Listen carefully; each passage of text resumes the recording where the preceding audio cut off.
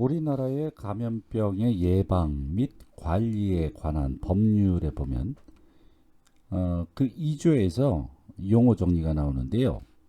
여기에서 역학조사란 감염병 환자들이 발생한 경우 감염병의 차단과 확산 방지 등을 위해서 감염병 환자 등의 발생 규모를 파악하고 감염원을 추적하는 등의 활동과 감염병 예방 접종 후 이상 반응 사례가 발생한 경우나 감염병 여부가 불분명하나 그 발병 원인을 조사할 필요가 있는 사례가 발생한 경우 그 원인을 규명하기 위하여 하는 활동이라고 정의합니다.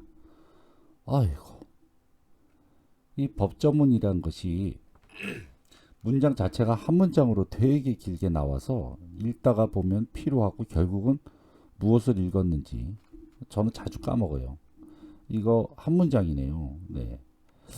식품위생 관련 법규 이런 과목이 이런 법조문의 그러한 너무 긴 문장 그런 표현 때문에 배우는 학생들이 정말 싫어하거든요.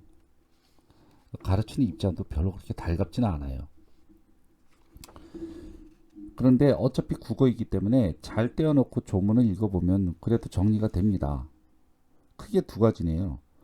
감염병 차단과 확산 방지를 위해서 환자와 규모를 파악하고 추적하는 활동, 이런 것이 하나이고요. 또 하나는 이제 예방 접종 후에 이상 반응 사태가, 그러니까 그러한 사례가 나타나거나 감염병 여부는 잘 모르겠지만 원인을 조사해야 될 필요가 있을 때 이것을 규명하기 위해서 활동하는 것. 네, 이렇게 해서 두 가지입니다.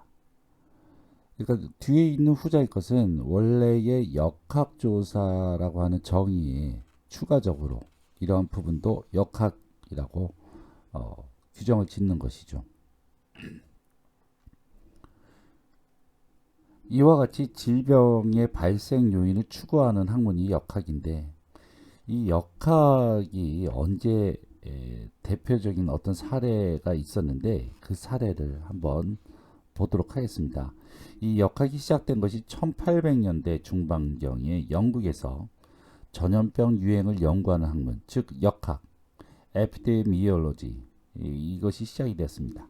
제일 대표적인 일례를 소개하자면 역학의 아버지라고 불리는 영국 의사 존 스노우의 이야기입니다.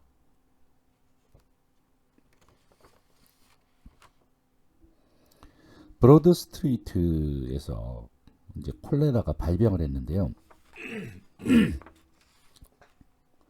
1854년 영국 런던 웨스트 민스터시의 소호 지역 브로드 스트리트, 지금은 현재 브로드윅 스트리트라고 불려지는데 그 근처에서 심각한 콜레라가 발생을 했습니다. 이게 연도가 1846년부터 1860년 요 사이에 발병을 했습니다. 이 당시에 콜레라 전염병이 영국뿐만 아니라 전 세계적으로 발생을 했는데요. 정확하게는 616명의 목숨을 앗아간 이 발발에 대해서 의사 존 스노우의 연구와 세균으로 오염된 물이 공기 중에 입자가 아니라 콜레라라고 하는 그런 병인에 의해서 발생한다는 그런 연구 결과로서 잘 알려져 있습니다.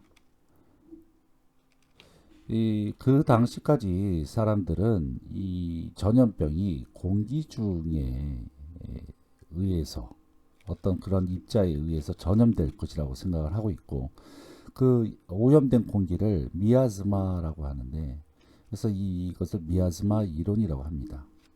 이 가설은 이 미아즈마라고 하는 그런 어원은 사실 고대 그리스어에서 오염이라고 하는 뜻이고요. 여기서 이제 이 사람들이 사용된 의미는 공기에 있는 나쁜 그런 공기라는 주장으로서 이름을 그렇게 붙인 거죠. 여하튼 그 전염병이 만연을 하고 있었는데 런던 사람은 전부 다 미아즈마라고 믿고 있었고요. 그러나 런던에 살고 있는 존 스노우 박사는 미아즈마가 아니라 수인성 질병, 즉 물을 매개로 이 전염병이 돌고 있다고 확신을 했죠. 당시에 런던은 특히 소호 지역의 브로드 스트리트에는 굉장히 많은 사람들이 밀집되어서 살고 있었습니다. 뿐만 아니라 그들은 돼지나 그런 가축도 거리에서 그대로 키웠고요. 당시 런던에는 굉장히 많은 사람뿐만 아니라 이런 가축, 이런 사람들의 이런 것들의 가축의 분뇨와 함께 하수구로 이제 그대로 버려졌고요. 문헌 조사를 해보니까 당시 쓰레기는 그냥 창밖으로 던져졌다고 합니다. 따라서 누군가가 전염병에 걸렸다면은 그러니까 그 당시에 냄새가 굉장히 있겠죠. 그 메스꺼운 냄새가. 그러니까 사람들은 당연히 공기가 원인이었겠다고 생각을 했었을 겁니다. 이게 당연할 것이겠죠. 그런데 그 당시에 하수구는 매우 그 하수구의 그 통로는 지면에서부터 매우 얕은 곳에 위치하고 있었고 중요한 것이 이제 우물이었어요. 펌프 우물이었는데 사람들이 길어먹는 우물은 이 오염된 오수에 또한 오염되었던 것입니다. 그러면서 콜레라 박테리아는 빠르게 번식했고 사람들이 오염된 물을 마시고 몇 시간 아니면 며칠 만에 죽어버리기 시작을 한 것이죠. 자, 존 스노우는 자신의 가설을 입증하기 위해서 누가 죽어가는지 알아보고 또 런던 그 지역의 사람들의 데이터를 직접 발로 뛰면서 수집을 하기 시작을 했습니다. 뭐 이 사람 어떻게 했겠어요? 뭐 누가 죽었는지, 너 이름이 뭐니, 나이가 몇 살이니, 남자니 여자니, 그건 보면 알겠지만, 그리고 누구를 접촉했니, 최근에 무엇을 먹었니, 뭐 어떤 물을 먹었니, 뭐 이런 것을 조사를 했겠죠. 실제로 어떤 항목이 조사된지는 제가 조사를 하지 못했겠지만 여하튼 이렇게 조사를 했겠습니다. 그러나 확실한 것은 그가 죽어나가는 사람들의 빈도수와 관계 있는 무언가를 찾아냈는데요. 계속 병에 걸려던 사람들은 특정적으로 어떠한 펌프에서의 물을 마셨다는 것입니다. 여기 지도가 그가 조사한 지도입니다. 눈에는 잘 안 보이지만요. 여기 펌프라고 표시가 되어 있고 여기에도 펌프, 여기도 있네요. 여기도요. 예. 예. 그러나 죽어간 사람들의 표시를 보게 되면 어느 특정한 펌프 주위에 기거하는 사람들입니다. 네, 요것이 이제 죽어가는 사람들을 표시한 것 같아요. 그렇다면 요 펌프겠네요. 네, 그런데 각 그 블록마다 사람들이 다 죽어나갔어요. 네. 그래서 이 펌프 주위에 사는 사람들 600명의 사망이 바로 이 펌프, 우물 펌프에 의해서 일어났다라는 것을 밝혀낸 것이죠. 그런데 여기 가만히 보면은 재미있는 예외가 있어요. 안 죽어나간 블록이 있거든요. 그래서 여기에 보면은요, 여기 블록이 깨끗하죠. 사람들이 안 죽었어요. 예. 요 펌프 주위에 기거하는 사람들은 많이 죽었는데 여기는 안 죽었는데 여기가 알고 봤더니 맥주 공장이네요. 네, 맥주 공장. 그런데 이 맥주 공장에 맥주를 마신 사람은 멀쩡했다는 것이죠. 맥주 공장에서는 인부들이 와서 시원한 맥주를 일이 끝난 다음에 들이키는 곳인데 여기에서 알아보니까 이 우물물을 길어 쓰지 않은 것입니다. 다른 데서 깨끗한 물을 따로 얻어와서 맥주를 만들었고요. 네. 그렇기 때문에 우물물이 이 펌프의 우물물이 바로 오염원이고 이것이 콜레라의 원흉이다라는 것을 오히려 역으로 증명할 수가 있었을 것입니다. 그 예외가 또 여기 있어요. 이렇게 또 올라가 보면은 여기에 공장이 있네요. 공장이 있는데 여기 있는 사람들도 죽지 않았어요. 이것도 예외적인 사항이었죠. 그렇다 그러면 이 펌프가 오염원이 아닌가? 라고 생각을 했었는데 왜 안 죽었는지 살펴봤더니 바로 공장 자체에 우물이 따로 있었던 겁니다. 그래서 공장 자체에 우물을 먹은 사람들은 안 죽은 거죠. 그렇다면 결국 반증이 된 겁니다. 그래서 드디어 존 스노우는 이 특정 우물물에 의해서 사람들이 감염병에 죽어가고 있다라고 자기의 그 연구 결과를 확신하게 됐던 것입니다. 그러나 현지인들이 워낙 이것을 믿기까지는 사실 실제 수년이 더 걸렸다고 그래요. 그 사이에 또 많은 사람들이 죽어나갔겠죠. 좀 안타까운 일입니다. 그것을 여하튼 왜냐하면은 확신하기 위해서는 그 당시에 사람들이 무척이나 밀집도가 높았는데 이걸 더 증거를 만들기 위해서 데이터를 수집하기에는 무척 힘들었을 거예요. 굉장히 사람들이 많이 여기저기 부딪히고 다니고 그 사람이 그 사람 같고 저 사람이 저 사람 같고요. 그리고 의사는 사람들하고 많은 접촉이 없었던 사람이기 때문에 이런 데이터를 수집하는데 얼마나 힘들었겠어요. 자, 그럼 여기에 새로운 사람이 또 나타납니다. 네. 헨리 화이트 헤드 목사인데요.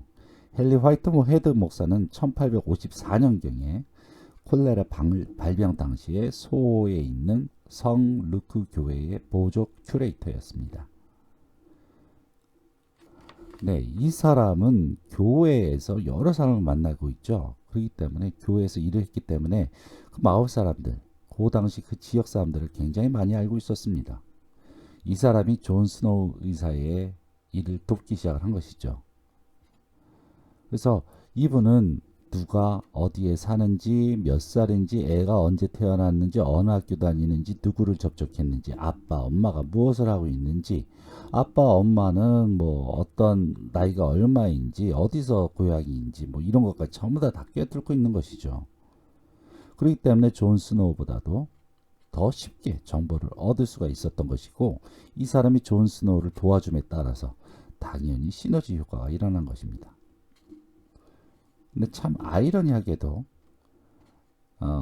헨리 화이트 헤드 목사는 미아스마, 아까 얘기했죠. 공기 중에서의 나쁜 공기에 의해서 질병이 만연하고 있다. 전염되고 있다. 그런 질병 이론을 믿어왔던 사람이었던 것입니다. 근데 이 사람은 자신이 믿어왔던 그런 이론이 잘못됐다는 것을 깨달았던 것이죠. 그렇기 때문에 그것을 반증하기 위해서 노력을 했던 것입니다. 그는 콜레라가 인간의 배설물로 오염된 물의 소비로 퍼진다라고 하는 그 존 스노우의 이론을 영향을 받은 것입니다. 믿은 거죠. 네, 그렇게 해서 이 사람의 도움을 통해서 스노우의 연구, 특히 소지역 콜레라 피해자에 대한 그의 지도는 브로드 스트리트 펌프가 지역 감염의 원인이라고 화이트 헤드는 확신을 하였고요. 화이트 헤드는 스노우와 합류해서 결함이 있는 오물풀의 오염과 발병 지수 사례를 추적을 했습니다. 결국은 어떻게 했을까요? 우물의 손잡이를 제거를 한 겁니다. 사람들 못 퍼먹게요. 여하튼 이렇게 스노우와 화이트 헤드의 작업은 인구 통계학적 연구하고 과학적 관찰까지 결합을 해서 아주 역학의 중요한 고전적 기술 역학의 대표적인 사례를 남기게 되었다고 합니다.